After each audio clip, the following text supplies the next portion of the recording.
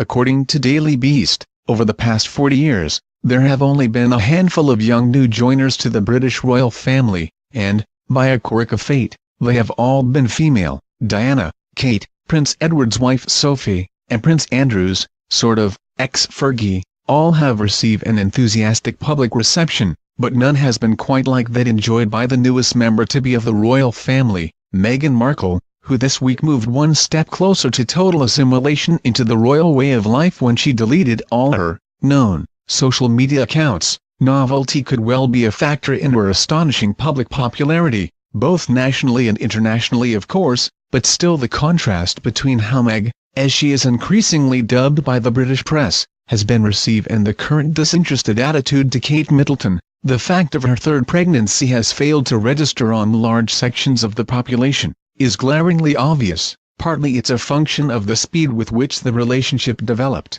By the time Kate and William finally announced their engagement, they had already lived together for several years, split up, and got back together again before announcing their engagement. They felt like an old married couple long before they ever were. Kate was mocked as Wady Katie in some quarters, and when she finally began her official journey into public life, she was almost painfully shy. But with Meghan, fans might be excused for feeling they have been swept up in a more passionate and impulsive romance, one which has gone from 0 to 100 in less than 2 years, and, post-engagement, Meghan has presented a massively more engaging public-facing persona than Kate ever has, especially in the early years. Kate essentially refused to do interviews, or to be more accurate, William refused to allow interview requests to be put to her. She didn't make any solo public appearances for over a year after her marriage, and made a point of dressing in high street, mass-market clothes instead of designer frocks. Meghan, with her Hollywood training,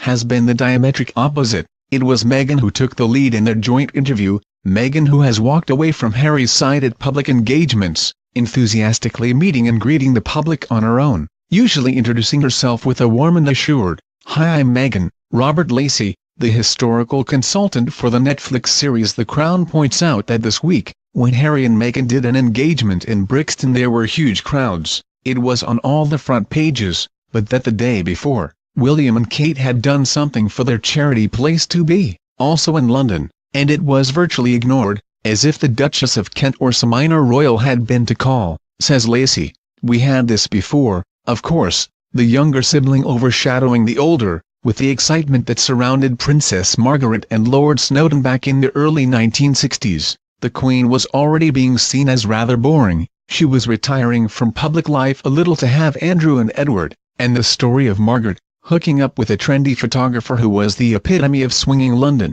was very exciting. So the younger sibling and their exciting mate capturing the headlines is nothing new for the royals, and it is perhaps quite natural that the quieter and more staid figures of William and Kate will now take a back seat. Of course, there is a case for saying it's entirely consonant that the future king and queen should be less flashy and less in the public eye, and I doubt they feel in any way jealous. Of course, they know that the media and the public are fickle, and the situation may well be reversed in a year's time if Meghan is pregnant and out of the spotlight while William and Kate have a new baby to display. Indeed, Kate has played quite a clever hand, faced with this impossibly glamorous new rival for the public's attention. Rather than choosing to compete, Kate appears to be taking the opportunity to double down on her Sloane go-to looks of coat dresses and court shoes. Meghan and Kate's respective clothing choices at Christmas spoke volumes in this regard. Kate couldn't have been more traditional, in a tartan coat dress and furry black hat, whereas Meghan was pure creamy American luxury.